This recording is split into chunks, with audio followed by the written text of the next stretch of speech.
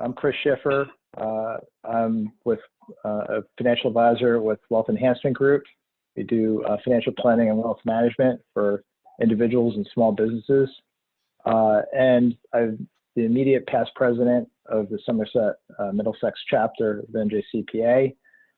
We created this CFO Controllers Forum because half of all CPAs find themselves in private industry, and the NJCPA wants to take a more direct effort to engage that group of CPAs. We had a monthly in-person session, and that's turned online due to the coronavirus crisis. And we've been meeting weekly, and we're going to continue to meet weekly to share ideas, whatnot, through at least through the middle of June, and then we'll reassess and maybe go back to monthly or bi-weekly.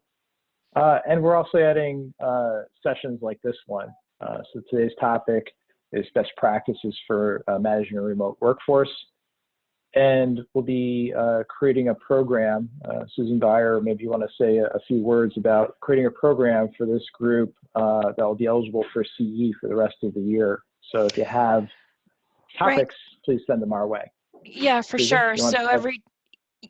So anyone that renews their membership this year, we have a program called Membership Plus, and it's a series of CPE courses throughout the year, beginning in June through May, so our fiscal year, that will focus on areas such as tax, A&A, professional development, technology. Chris and I are working together to also develop additional topics around corporate finance, B&I. So the page is njcpa.org/plus. So you can check that regularly to see the different topics that we are scheduling. But it's an added benefit to membership this year, and it's not a one and done. We're going to continue doing that year over year. Thank you, Susan. And again, today's topic is best places for managing a remote workforce. So we're going to, the way we'll run this is we'll keep the lines muted. If you have a question, please enter it into the chat box and we'll incorporate it into the discussion. So today's panelists, we have a few covering all the different areas that might be impacted for managing a remote workforce. So it should be very engaging today. So first panelist is Sejal Lakhani. Sejal is the CEO of TechWorks. TechWorks is a IT consulting and solutions and support company. Sejal regularly participates in webinars like this one to raise awareness on various cybersecurity and information technology topics for small business and small medium-sized businesses. Gary Caden is the CEO of Gain Communications. Gain Communications is a telecommunications consulting and solutions organization focused on designing, installing, and maintaining telecommunications for small and medium-sized businesses. Laura Carruthers Osborne, she's the owner, principal, and president of Carruthers Consulting, a boutique HR consulting and coaching firm for servicing middle market businesses with high quality strategic HR projects, executive coaching, and ongoing support. And Howard Madelon is a partner of the firm, Oleander Feldman, in charge of the Employment Practices Group. Howard is an accomplished legal advisor with over 25 years of experience, offer guidance and cost-effective solutions for the New Jersey business community and human capital management. So to kick it off, a lot of small, medium, and large businesses have been thrust into the managing workforce remotely.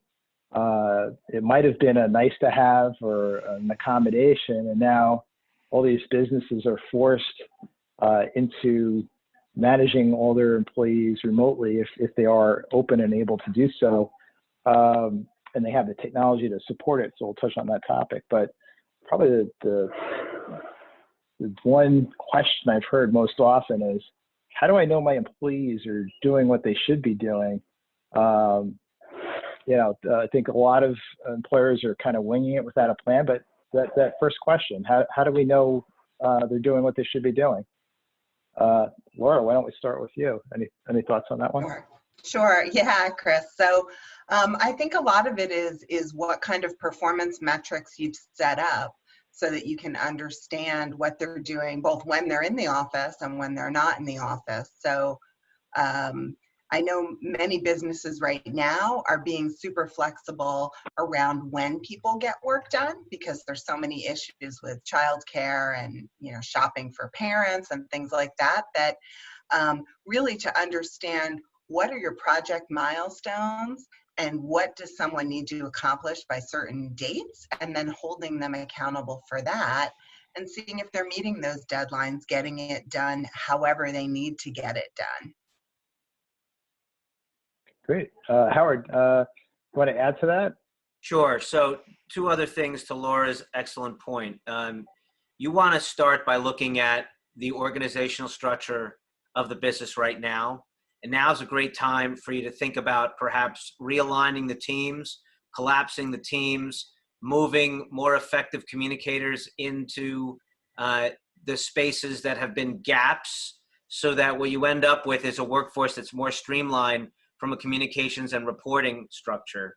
You also need to have the managers do more check-ins, not less check-ins, with the employees who are working. And so the KPIs or MBOs, whatever you've established, coupled with the manager check-ins, like real-time check-ins, are actually going to demonstrate that work's being done. Also, having some kind of collective portal, whether you're using Google Docs or something else, so that people can actually see others working within documents or developing documents, forwarding them, that kind of thing, is going to give you a sense of how productive the workers are in what they're doing for you. Because if it's virtual time, then it's all going to be document driven and communication driven, and you'll be able to measure those metrics. Okay. And just to add on to that, okay, go ahead, Chris. I was going to say, I guess a follow-on point to that is, I'd say you have 2 types of managers. One that's, or even companies and management that really embrace their employees and, they set the goals and guidelines, and they're not, hovering over them, pre-corona, hovering over them in the office and walking around and saying, watching the clock. And then, of course, you have the ones on the other side that were micromanagers, and they're walking around and like, where's so-and-so? It's 9:15, or it's 5 p.m. Where is everybody? Oh, so-and-so's not back from lunch yet, and it's 1:30, 2 o'clock. So they're probably struggling with it the most. But and of course, there's always organizations that have employees that just aren't engaged, and they say they're working, but they're unless if they're delivering a work product, that's fine. But how much time did it actually take them? Are they surfing the net half the day and doing 2 hours worth of work? So I'll circle back to Howard and Laura, but why don't we start on that one with Gary and Sejal on, well, is there any way using technology we can monitor that? Sure. To start, Chris, most of our unified communications on the voice side of it, telephony, inbound, outbound calls, are unifying a whole bunch and host of applications, so that if a call is coming into a call center or an operator ring group or a main number, other than a non-direct dial number, we are able to report to management and supervisors exactly who is on the phone, how long they're on the phone, who are they speaking with, and they don't need to be looking at a physical phone. They've got a dashboard, it's up, it's operational, it's telling them how many phone calls are in progress. What type of call is it? Is it a call into a call group, into a queue for a healthcare practice, a law firm, believe it or not? Is it for a certain segment of people within that office or department? So they've got the real-time statistics. They also have post-event reporting. So on a scheduled basis, whether it's at the end of the day, the end of the week, the end of the month, or what have you, we're able to give them in an automated fashion an Excel spreadsheet or a PDF, giving those KPI indicators for each of their critical staff as to how many calls were answered, how many calls were abandoned, if they were abandoned, what are the caller IDs of those calls that were abandoned, and actually match them up to the CRM. In addition, even if you're on a different UC platform, I'll give you an example. I learned of a new feature that we rolled out just 2 weeks ago, and I didn't even know it was there. And I was emailing someone outside of the organization, utilizing a Cisco plugin, that as I'm typing the recipient's email that I'm going to forward an email to, next to Dennis's name is a green square. I'm like, where'd that green square come from? He's not even in my organization. We're not even on the same platform. And I later realized we are able to actually see unified communication collaboration. The green square basically meant that he was available. His Outlook did not say that he was in a meeting. He wasn't on the phone. If he was on the phone, it would have turned red to indicate that he's on the phone. So now we're giving these folks that are now working remotely not only the tools to help manage themselves and their productivity and workflow, but they're actually able to see real time what their counterparts are doing and their availability across the board. So I think as bad as COVID is, and it's really bad as we all know, it's forcing the outside field workers and the managers and the business owners, large and small entities as well, to be able to use the tools now readily available to them and deploy those. And I think, you know, we're even reconsidering, you know, do we bring everybody back into the office? You know, you've got a limited amount of space, and how do we plan on reopening safely? So it's now, this COVID has really changed the world, but these are the tools that we're offering to our client base across the country. Sejal, you want to add to that? Yes, I'm going to back it up for a second. So I agree with, you know, what Laura and Howard were saying originally regarding the KPIs and the metrics and performance and ensuring that everyone's, you know, sort of meeting those. And I think we have to take a step back because we're in a place where we haven't been before, and a lot of it's emotional. And I think it was Howard that had gone through and said, well, you know, we want to put managers communicative gaps, and that's correct. And I think from the top down, we need to be able to communicate with our directs and our indirects. And I think that's where we're going to really understand if people are doing their job. I don't think it's people, if you ask most people, they're working harder now than they did when they were at the office. We're working longer hours, more hours, and doing 3 different jobs.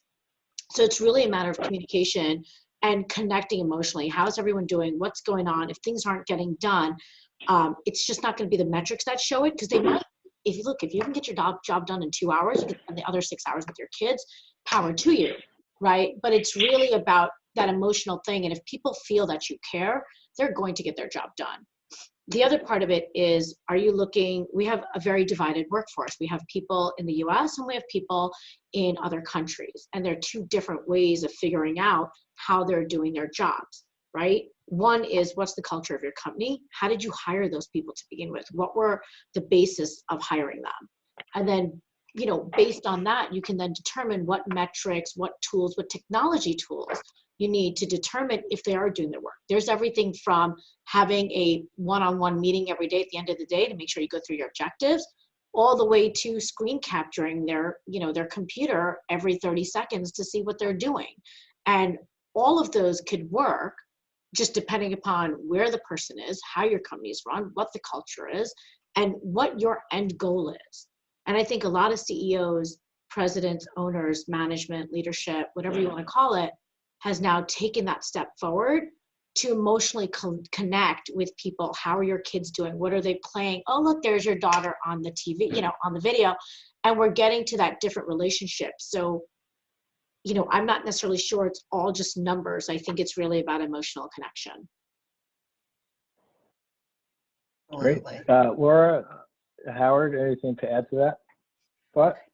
I mean, I think the communication part is really key, as you said, Sejal. I think it's communicating with people and also recognizing yourself that we're all kind of on this roller coaster, right? And one day everybody might be fine and productive, and the next day somebody's like taking a dive for some reason. Their best friend's mom died or something, right? So being aware that it is kind of a roller coaster right now, and giving people some grace during that time, but also setting really clear expectations of when you need things, you know, completed, what needs to be done. So, you know, back to the performance management part, really clarifying what it is you expect of them, and making sure they understand the door is open. So if they're having one of those bad days, they can tell you, look, I'm spinning today, I'm not getting things done.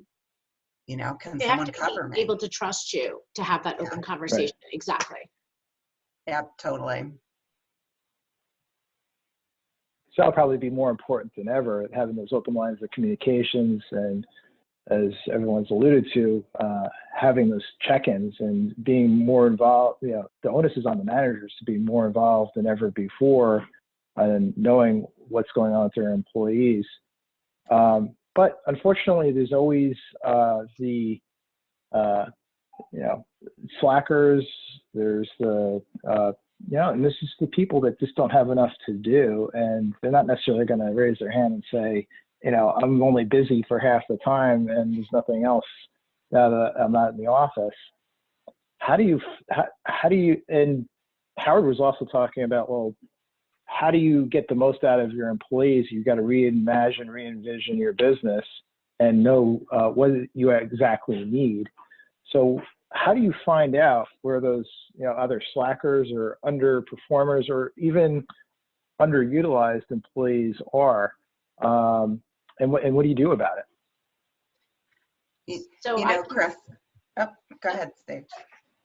I mean, look, I think it goes right back to check-ins again, and it goes back into communication. And you're right, no one's going to raise their hand, right? There's going to be, you've got your A employees, your B employees, your C employees. Hopefully through this process, unfortunately, the C employees have gone, and you have your A's and B's. And I think it's going to be around understanding, look, we still all are running a company and we have a job that needs to get done. And so that communication, setting, you know, very concrete guidelines, agendas, due dates, like Laura was saying, things that need to get done, and having those discussions throughout. You can have a bad day, you can have a bad hour, you can have a bad several days, right? But once it starts affecting the job, unfortunately, as much as I was talking about emotional before, it has to be a non-emotional conversation. In the end, we have clients that we have to support, and we have things that we have to get done. And, you know, those are the conversations. Unfortunately, through this, I have had to let go of 2 people, not lay off or furlough, let go because of certain things. And I've had to rehire for that. And it's really just a very candid conversation about, these are the things we understand, but unfortunately, we have things that we need to do. We have guidelines and metrics that we need to meet, and this isn't working. Yeah, and I think at the end of the day, leadership and management is a skill. And, you know, you alluded to it originally, Chris, the people that micromanage in the office, well, they're micromanaging now too, right? And so one of the things our clients have done is taken this opportunity to invest in leadership and management skills. While people are remote, might have a little more time, because it is more important that people are leading and managing effectively. And so looking at, what can you do to continue to up your game to be a better leader and be a better manager? And we're watching many companies, we've just engaged in lots of leadership development with companies, helping just that, because I think those managers who micromanaged in the office are really a nightmare right now. Yeah, and so to tag on to that, what I'm seeing with some of our clients, and we've done it as well, is doing cross-training. You know, we have folks in the field that are running around in a truck going to visit customer sites, but they've never touched CRMs. All they know is they're picking up a ticket on their device, having somebody sign for it, and it's over. They've never really had to actually key in the input information, put in trouble ticket information, put time and materials, billing, all that sort of stuff. You know, through the pandemic, we've had to cross-train. You know what, with everyone remotely, these guys don't have a piece of paper and a printer that they can actually go to a bank or a healthcare facility or whatever and have a customer sign off to say, okay, I've done this task, I've completed this order. And what we're finding is people that we didn't think had the talent or the potential to learn those CRMs and to utilize those tools surprised us. You know, I've got field technicians that are taking service calls in a call center and saying, hey, how can I help you? And doing all this stuff remotely. And we're finding that they would prefer potentially to be in the office, whereas people in the office and the customer service people would rather be out there in the field going to visit a customer site. So, you know, it's not only a learning process for them, but it's also a learning process for us as managers to see what that talent pool that we have internally. You know, I've been saying, you know, for years, our biggest asset at the company are the folks that have been with us for over 25 years. They're our most valuable asset. You know, we can buy phones and cable and jacks anywhere else. You know, our clients, we've got a lot of them. We love our clients, but really our biggest asset is our employees. So the more we can cross-train and make them more valuable to the company, the better they feel, the more money they make, and the better we do as a company. I think that's an important aspect there, Gary, and Howard has mentioned it before as well, and it's part of reimagining the business, and you, I think, hit the nail on the head. It's managing the talent pool. Mm-hmm. So it's incumbent on us as managers to, you know, to find out what our employees are really doing. We should have been doing that already. Mm-hmm. And, you know, how do we get the most out of them, I think, is the real crux of the issue. Sure. And that involves communication, setting goals, and training. So why don't we, you know, take the conversation in that direction? And why don't we start with Laura? You know, what kind of training would you offer? And, you know, there's, I guess, two aspects of that. You know, you mentioned management, but also employees, and best practices around doing that. Yeah. So we've offered a lot of training around remote communication for employees. And first, there's always an awareness of what is your style? How do you like to communicate? You know, what's your style? How do you like to be communicated to? And then helping the whole team learn about each other and what is everybody's style, and how can you best utilize that knowledge to communicate most effectively remotely, right? So there's, you know, just some general tips on Zoom and everything else that people can watch. Lots of videos. There's lots of material out there, how to set up your camera so people can see you and you're not in the dark, and right, all those kind of things. But there's a lot around communicating clearly and concisely with people, and being emotionally intelligent enough to kind of do that read that Sejal talked about too, is kind of have an idea of where your employees are at and communicate with heart. And so there is a lot around that kind of communication and team building that all goes together for the employees. And in terms of management, there's lots of management skills training, right? From delegation and not micromanaging to, you know, leading effectively and courageously and authentically. Right, so there's really a wide spectrum of training that is available now. I mean, one of the things with training, and you know, Sage, you might know more on this, but I heard a lot of the programs like Adobe that you take a course and then you pay money and you get certified, that they've waived all the certification fees now. People can, you know, be doing lots of things to grow themselves. Well, I'd interject and say we've kind of been thrust into this new environment, and we've all quickly learned how to learn how, if we haven't already, learn how to use Zoom, GoToMeeting, WebEx, and yeah, we've got the best training tool at our fingertips now. You get do your own webinar on how to do XYZ as a best practice at your company, or you name it. One of the things my firm has been doing has been, even though GoToMeeting has their own online resources, my firm's been doing their own training session on how to get the most out of GoToMeeting, or how to use this CRM tool, or, you know, so, and it's really taken off since the crisis happened, because I think, you know, people are more comfortable going online in this environment. Maybe Sage, do you have any tools that you'd recommend for producing your own, you know, our own training materials, or anybody on the panel?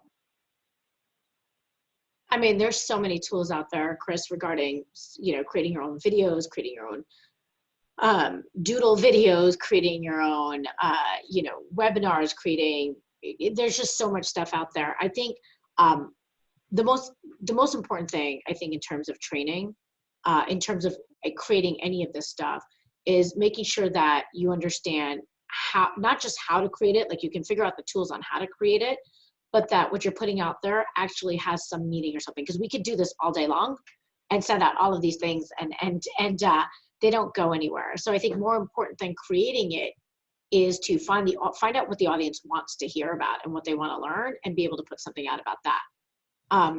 In regards to what Laura said before, though, around certifications, there are tons of, just across the board, especially around apps and technology, Microsoft, Adobe, Cisco, everything across the board is offering some sort of basic level classes and certifications across the board. I guess while we're on you, Sejal, before we get to the end of the session and not cover it, and you too, Gary, can't talk about managing a remote workforce without talking about security, cybersecurity. You know, we've all had that ingrained, but I think it's more important than ever. So if you both care to talk a little bit about that, and you know, Howard and Laura can chime in, but you know, my firm uses VMware. What's the difference between a VPN and remote desktop and security? And, you know, phone-wise, do we need to be concerned about security? Sejal, why don't we start with you? Okay, so our clients don't need to know the difference between a VPN and a remote desktop, because it doesn't affect what you do. It is the job of your IT department or your IT company to figure out what the best solution. So we have both solutions, and we offer both solutions to different clients based on where they're set. So if you think about cybersecurity, between February and March, we went up, cyber attacks have gone up by 600%. And the reason for that is, and I actually just posted this article the other day, is if you look at a burglar, right? They want to get into a mansion. They go and they try to get in through the front door. That door is closed. Okay. Then there's about 20 windows, a pool bar, a thing, another guest house, an underground tunnel, and 13 balconies, right? There are so many points of entry.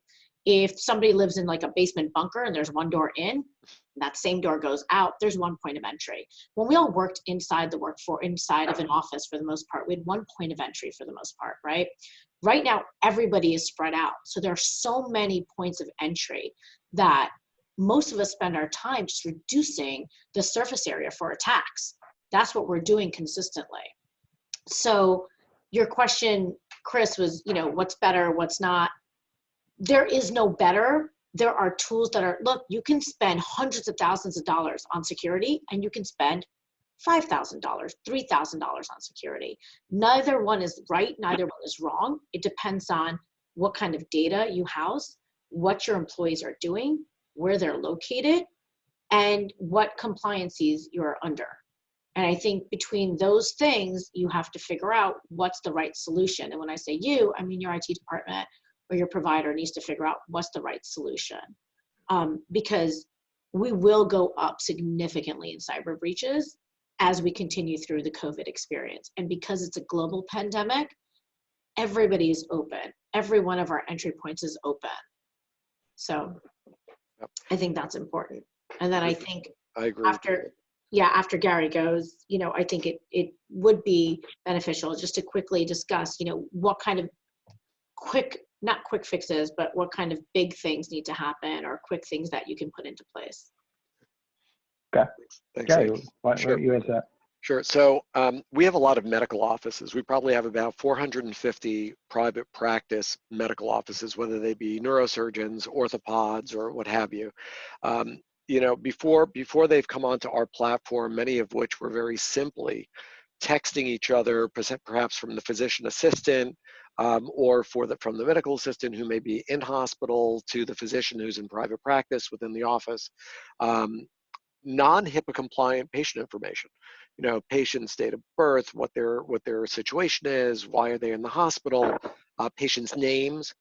I would tell you probably 95% of the physician offices, not intentionally, but just simply not knowing it, would go out and just send a text with confidential patient information back and forth over Verizon Wireless, AT&T Wireless, T-Mobile, what have you.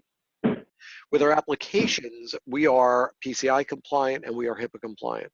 So that when they launch the actual soft phone app where they can text each other or group text or collaborate right from their smartphone, if they're in hospital, they may be using the hospital's Wi-Fi, they may be using a public Wi-Fi at, texting from Starbucks or what have you, which is wide open. We've actually locked all that down so they're encrypted end to end. So the speech conversation going back and forth, unless they've got somebody listening behind them, is not going to be able to be tapped into on the VoIP. Nor will they be able to break into the encrypted text message or image that's being passed back to our data centers and then back down from the cloud into their offices as well. So that's pretty critical. And that's not only for healthcare, that's banking, that's attorney information going back and forth. So we've been deploying these for a number of years now, and we've tightened up that security. I think what people don't realize is that just how exposed they can be. Zoom has raised the level of interest about security probably more than any other web conferencing service. People are always being cognizant of being hacked. So I think if they've got the right team and their IT company is doing the right thing and their VoIP provider is doing the right thing, we can guide our clients in the right direction. And this is going to continue way past COVID and this pandemic. But it's something that really has to be looked at seriously because everybody is using home Wi-Fi. The same kid that's using their Xbox after they've done their distant learning, the professional is using it within the home to communicate confidential information. So this is all stuff that has to be continually monitored. So that's probably the biggest difference, I guess. This environment versus work from home before, or even the businesses that weren't prepared. Now we're using home equipment, the home laptop, the home tower, home Wi-Fi network. Yeah. What should employers be looking for or guide their employees on to make sure that they're operating in a secure environment on equipment they don't necessarily have control over? Well, it gets a little bit deeper too. What we're not realizing, but what we are realizing, and I'm sure Sage is seeing it as well, is that when people are going into residential cable modems and residential FiOS without static IP addresses and things of that nature, these networks, these carrier networks that we resell were not designed to handle the load and the traffic of everybody now working virtually. They just simply aren't able to handle the capacity. And they're having problems, problems that we didn't see before COVID, where people would casually work from home one day a week, or the kids were out from school for spring break or what have you. The networks were able to deal with those loads and capacities. Today, they are not able to do so. So they are having inherent problems, even from being able to go into someone's home to service that cable modem or that FiOS line because they're restricted. They're not critical care. So they don't need to get in there. These are the things that I think we need to concentrate on and try and guide the clients as to how best to assist them to get not only through this COVID and this pandemic, but how to beef up security and such in the future. So regarding some of the things that people have to do from home, it's unfortunately, Chris, you can't, right? As an owner of a company, I can't mandate that my guys have X internet and X this and X that. There are a couple things. Unfortunately, a lot of people don't have work-provided laptops. So if you have a home laptop, make sure you have an enterprise-level antivirus, a dynamic antivirus. So if that means that your company has to buy it, buy the damn thing, put it on their home laptops. Number two, make sure that they have a separate Wi-Fi, as Gary mentioned, separate from their kids and from the public. My house has 4 different Wi-Fis. I have one that connects to my data center, one for me, one for my kids so I can lock them out, and one for anybody that comes to my house. And you can do that off of one Wi-Fi. You don't need to buy 4 Wi-Fis. But don't ask me how to do that because I'm not technical.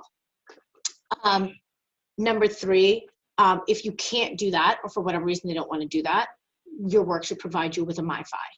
And if you have a work-provided MiFi, that's totally separate. Whenever you connect, make sure you use that, right? Number 4, make sure that you have secure You called it VPN, RDS, whatever you call it. You want a secure tunnel from your life to your work life. Okay, you want to make sure that your employees cannot download anything onto their personal laptops because kids like to play on them and leave jam on them. You want to make sure that you have actual backups. So you want to make sure that all of your data is backed up. Howard alluded to this in the beginning. You want to make sure you can see who's touching what files, what they did to it, who's downloading, who's forwarding, so that you have an audit of what's going on, because again, a lot of entry points. And the other biggest thing is you want to make sure that you have two-factor authentication. And that is like the easiest thing to do. It is an absolute pain in the tuchus, but you have to have it. You have to make sure that you are you, because right now, if Howard and I are working together, I can't validate that he's sending me something or I'm doing something. It's easier for us to have 2FA to make sure that we are who we are and we are who we say we are. And the last one is mobile device management. We're all using our personal cell phones. We all have email on our cell phones. Unfortunately, we're going through layoffs and furloughs. Well, what do you do with all that confidential information that's sitting on your cell phone, that person who you just laid off? They have all these emails. That doesn't go away just because you fired them. So you have to make sure that you have the ability to wipe that information, in a nutshell. Thank you, Sage. I think we need Howard to chime in a little bit on this topic as well, because, all right, can you mandate your employees have a certain, apply to certain protocols and security on their, the devices that they're using for work, have them attest to certain things that they're going to be doing, or even mandate certain things? Well, like anything else in the workplace, you can pretty much mandate that the employees follow any policies or procedures or guidance that's, legitimate and reasonable. And particularly now, having safety or security with your online systems is part and parcel of almost every major modern employment handbook I've ever seen. And you may need to supplement those policies about safety and security, how you use, electronic devices, thumb drives, smartphones, laptops, tablets, whatever. Those have really kind of come into the collective consciousness of most employers at this point. But hammering home the point, if you're now allowing employees to use, let's say, their personal PCs because, you shifted remotely quickly, no one had a plan, you didn't roll out laptops, that's when you need to bring like a third-party provider in, like, Sagel's business, to come in and say, okay, I'm going to take control of your system. I'm going to put antiviral on there. I'm going to put these other things on there for you and maintain, control from a central point. There are a lot of employers I know that, may have allowed the employees to even have work laptops, but they have no cloud system. They haven't migrated to cloud. They're not thinking, because no one thinks about these. It's always after the fact, right? Right. So, one of the problems with COVID is everyone's been thinking, well, okay, I'm going to run to furlough everybody. But now everyone's going to then rush because they're not thinking about the steps to take them back to work, to get people back to work without a system of getting them back to work. So everything needs to be methodical and thought through. You need to be retasking HR to be handling all these other areas. If you don't have IT professionals on board with the business, you need to hire, third-party systems and services right now to be making that happen, and, there's all kinds of snafus and issues that can be a disaster. Even, for example, Zoom calls, right? You have no protocols for Zoom, and people don't mute their backgrounds, and they're home, and, people are yelling at each other in the background. They don't realize they're doing. I mean, there's so many things that can go wrong. It's the employer's job to lead, right? It's what management is supposed to do. In a vacuum of leadership, the bad air rushes in. And so you need to be focusing on how to control, like anything else. Imagine if you did an experiment where you raised your kids without any guidance and you had one of your friends show up when the kids were teenagers. What would the household look like? I mean, it's obvious, right? So you can't just allow, your individual employees to manage or guide from their remote locations. It all has to be managed from a central point. And that's the best guidance I can give in a short amount of time. Okay. And just a Howard, quick, that household would look like my household. I guess, you know, a lot of employers have been thrust into this, but just, I guess, real quick, should employers be purchasing devices, whether it's a phone or laptops or whatnot, for work use only? You should. And That's absolutely the ideal situation. Unfortunately, it wasn't necessarily all about employers not doing it when this originally started. Although there are multiple places you can get laptops and all from, a lot of those parts came from China. So a laptop would normally take 2 or 3 days to get max. We're now looking at 3-4 week turnaround time. And that's unfortunately not the ideal way to run a business. But ideally, everybody should have an absolute separate laptop for work and separate laptop for personal use. The phone, as long as you're using a mobile device management on it, you can have the same phone, because I know most people don't like carrying 2 phones. Yeah, and we have the capability, you know, from our perspective as well on the MDM side of it. When they are actually terminated, an employee is terminated or what have you, we can actually go into that phone remotely and wipe the application so that there's no issue. You know, there's no more information. The login credentials are gone. We actually remove the credentials and the application remotely. Good.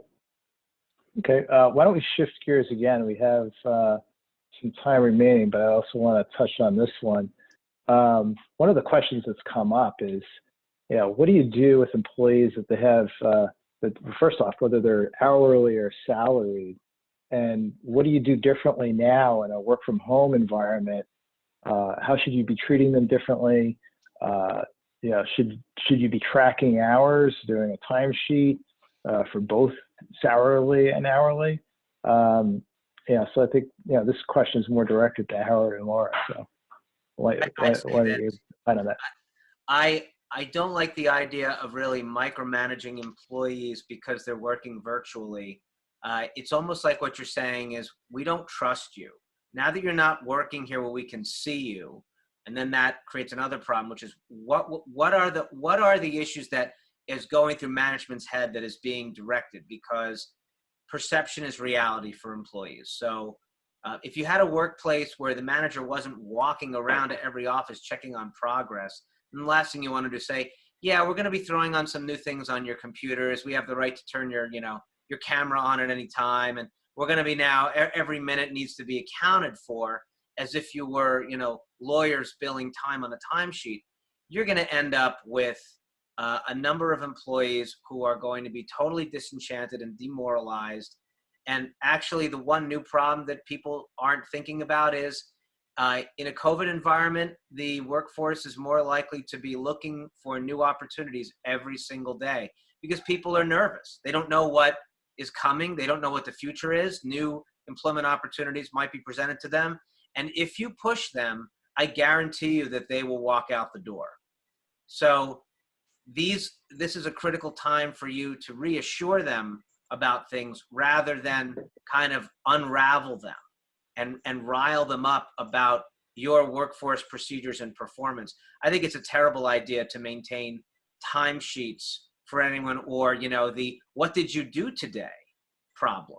It's not what you did today. It's how you're working toward the objectives that are being set for you and your role. And as long as you straddle kind of the balance between making sure that the employees are getting the job done and allowing them the flexibility to determine how to get it done, you should be fine. But I would not be going into extremes. I agree 100% with that. The follow-on question is, well, just from the practical standpoint of managing the exempt versus not exempt employees, what's the new best practice? Yeah. So, I think you want to keep the practices that you had in place, right? So if you have a time and attendance management system, you want to continue to use that. And for the non-exempt employees, you want to be having them track their time. And I think Howard's point is perfect, with a lot of flexibility. So who, you know, I don't care when you're doing it, but you're paid for hours worked, right? And so having them track that as they normally did in whatever normal system they had. There's lots of wonderful, easy systems. And for the exempt employees, you actually really don't want to do that. And Howard can talk more on this. If you start tracking their hours and saying, well, I'm going to now pay you hourly because I know everybody's not working as much, so send in your timesheet, you've negated their exemption status in a way here. So, you know, I think you want to keep tracking hours for the non-exempt employees as you normally have, but you know, you really don't want to track exempt employees. Howard, you want to add on to that? Spot on. I mean, look, it should be business as usual in quotes from a compliance standpoint. I know a number of employers have been doing some really unusual things, trying to kind of figure out how to stretch the level of classification to the point that it breaks the system, and that's not good. You know, the one thing you want to be, you know, concerned about is at the end of the day, your business gets audited for some reason, and that during the entire COVID period, you've taken all these great exempt employees and you've ruined their classification status, right? You've added so many levels to them, or layers, or you've regulated, you know, the number of hours they're working, that they no longer meet any of the tests, like the salary test or the hours test or the exemption test based on their role, that they're still classified as exempt employees. So Laura's point's very well taken. Yep. Okay. A related question. So how do you manage PTO in, you know, post-COVID world? People working at home, what, you know, and the business time and the personal time is all intermingled. How do you manage PTO in this new environment? Yeah, so this has been a big topic. We actually hold CEO calls every Tuesday morning and HR calls. And this has been one of the biggest topics, is how are companies going to handle PTO? And I think so there's no one answer. I think it's going to depend upon you, your culture, how your business is performing during this time, the business reality. And we hear things like this. So there's many employers, well, before I even say that, the main thing is to communicate. Whatever it is you're going to do, you know, as we talked about, communicate.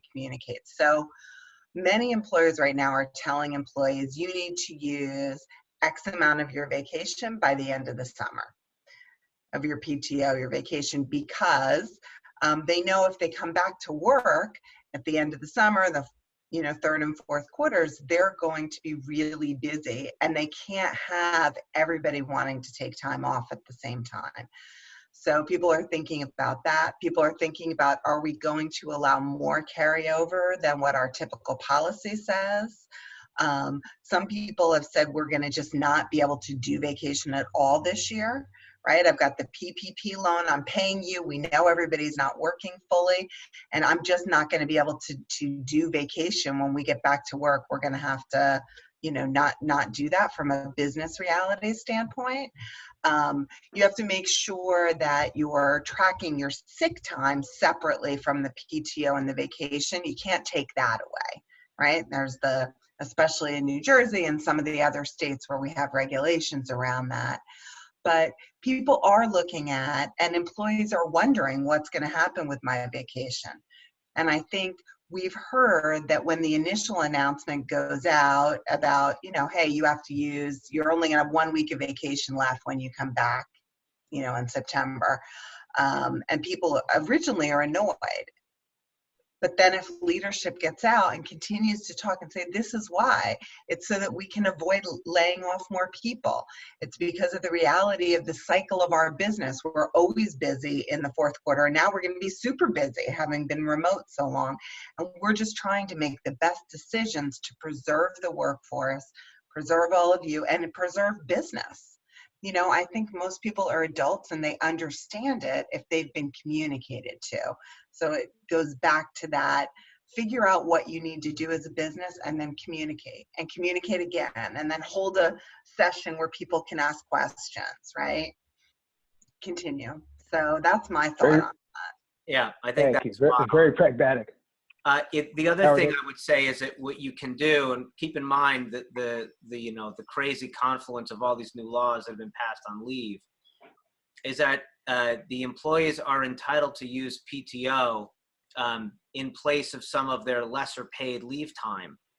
We can't force them to take PTO, but they can ask to take it. So you need to be proactive in modifying your PTO policies now if you want to avoid those kind of sticky problems from being created. One other thing you can do, which is a more novel approach, is you can restrict the use of PTO for sick time.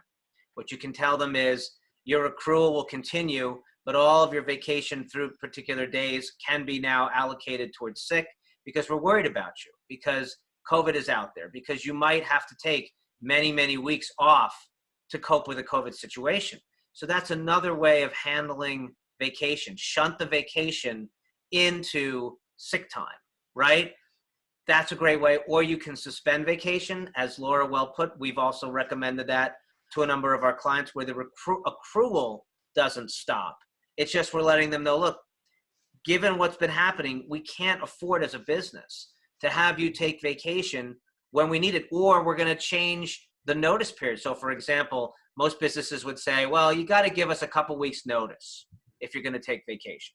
Now they're saying, I'm sorry, but you're going to need to give us 3 weeks notice. And in the fourth quarter, when most businesses come back, that may be the one quarter where no vacation might be used, and you'll allow them to roll over that vacation time that would have accrued and what's been built up from the fourth quarter into the first quarter the following year, right? So an enormous number of things you need to consider. You need to consider, by the way, whether vacation now becomes literally day by day, where you say, I can no longer allow you to use vacation for a block of a week, but I can say, continue your vacation. If you need a day off here and there, not a problem. Just remember, there's no such thing, ironically, as a staycation right now. No one is really flying off to the state of Hawaii for a week now. It's not realistic. People aren't going to do it. So you have to plan for the future with PTO as with everything else for what you think the employer is going to do. Human nature is human nature. We talk about them being adults, but still, you're exhausted, you're fatigued. An opportunity to go to Italy for a week and, October comes up, and the employee's like, I'm planning on doing that. If you don't advise them that they can't, then you're running a risk of actually discriminating against them for a valid, otherwise valid use of vacation time. And everyone will need a break. So every policy needs to be looked at. Every single one. All leave policies need to be restructured anyway to take account of all the new leave laws. So why not take this opportunity to take a hard look at your PTO as well? I'll just add one thing that I thought was really creative. One of the companies I work with have a large population of employees. They're not going to come back till September at a minimum, and they are worried everybody's going to want vacation. So they put a lottery in place right now. And so they're having a lottery, a drawing for those popular weeks, Christmas week, Thanksgiving week, and kind of doing that lottery so that people know now what they can have, and they don't start having the wars in that time frame. I thought that was clever.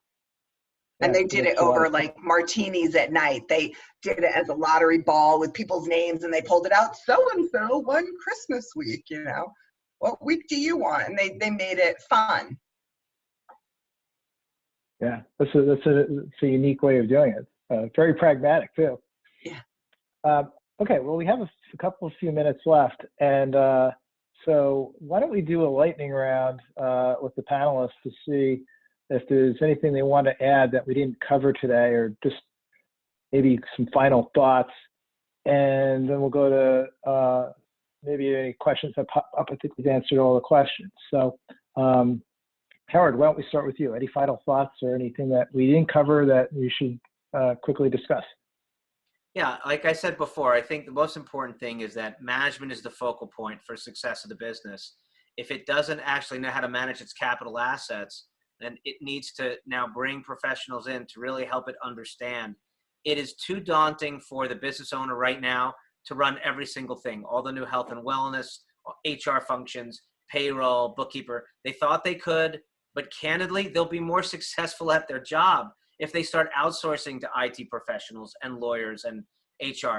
But get budgets from your people, get budgets from your accountants and lawyers and so forth. Don't let it be an hourly run amok. And you can manage the problem very effectively that way. Great.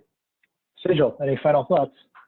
No, I think Howard said it. I think the biggest thing really is we're all going through this together, and I think it should keep that communication open, whether it's strategy, whether it's PTO, whether it's anything. I think it's just really about to have open communication, but going both ways. It can't just be one way. And again, reach out to anybody, right? Anyone that's in your own network, that if there's something you don't know, that's what your network is there for. So reach out and figure out how to do what you need to do or who to delegate it to. Great. Gary, any final thoughts? Yeah, just real quick. I mean, we're still in a state of flux. New York, New Jersey, Connecticut, Pennsylvania, we're in the epicenter. So things can change from day to day. We can have a second wave. So as a business owner, reach out to your trusted advisors, reach out to us, reach out to your attorneys, reach out to your technology and your IT vendors, because we may need to help you make those switches, sooner than later, based on the changing environment of COVID. Great, thanks. And Laura, any final thoughts? Yeah, I mean, I think it's been said, and my final thought and what I keep telling people is give people grace and continue to communicate, because there is this kind of psychological soreness that's out there, that's a roller coaster, and we're all traveling through it at different rates on different days. So kind of everything you do, kind of keep that in mind as well as you decide what's next, and then communicate till you're blue in the face. You think, oh my God, I've said it 3 times. Say it 3 more times, right? They need to hear it. People, and what we hear now is employees are looking to employers as sources of information and sources of calm more than they're trusting the news, the media. And so they're looking to all of us to help them navigate this challenging time and figure out what's real and what's not, and what might be happening with the company. And even if your discussion with them is to say, hey, we're logging in today and I don't know anything new from yesterday, but I just want to, let you know we're here. We're trying to figure out what we're going to do about PTO. Just communicating. Thank you. And thank you to all our panelists, and thank you for those who attended today. There's no additional questions. So again, thank you everybody, and look for our next sessions going forward on the website. Have a great day and a great Memorial Day. Thanks for Thanks, having everyone. Thanks all. very much. Take care. Bye-bye.